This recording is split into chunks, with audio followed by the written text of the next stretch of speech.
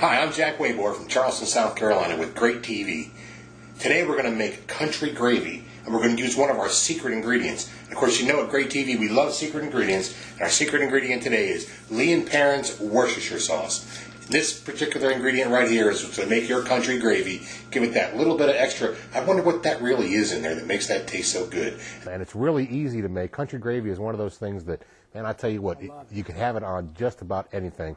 I love it on a biscuit, but I'll tell you what, when you put it on fried chicken and have your biscuit with your fried chicken, now you're talking Southern hospitality. It's actually really, really easy. Country gravy is one of those basic things.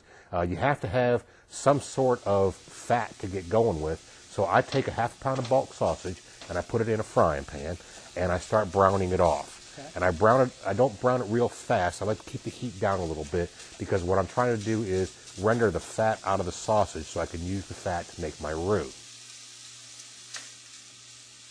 And then after you get your sausage good and browned off, then you go ahead and add 2 tablespoons of flour. Now you want to make sure that you have some fat in the pan. A lot of the sausages, the really high-end sausages out there, don't render a lot of fat. So if you need to put a little fat in your pan, you can use butter, you can use oil, whatever it is, but make sure you have about 2 tablespoons because the roux is going to require 2 tablespoons of fat and 2 tablespoons of flour.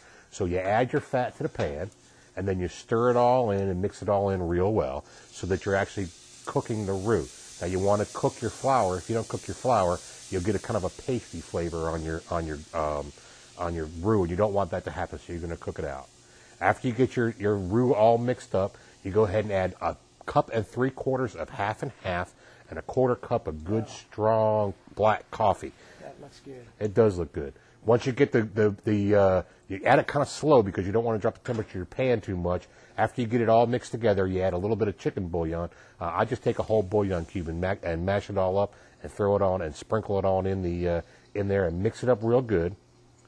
And then you kind of got to let it get together and marry a little bit.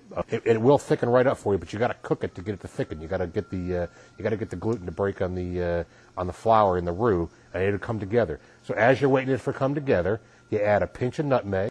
So then you add your pinch of nutmeg, and you get your black pepper out, and you go ahead and make sure that you're grinding up the black pepper real well.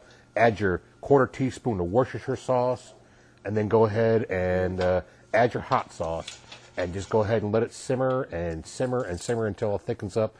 I'll tell you what, it gives that little bit, Lea & Perrins Worcestershire sauce will give that little bit of something to it that when you cook it and you serve it and you give it to your company, they'll say, what is that makes that taste so good? And by golly, that's your Lea & Perrins Worcestershire sauce. And I tell you what, you can add a little bit more if you want to taste. Certainly all recipes and all sauces like this are all to taste.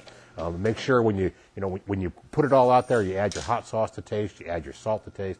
But I'll tell you what, good country gravy needs plenty of black pepper, and it needs to be good quality.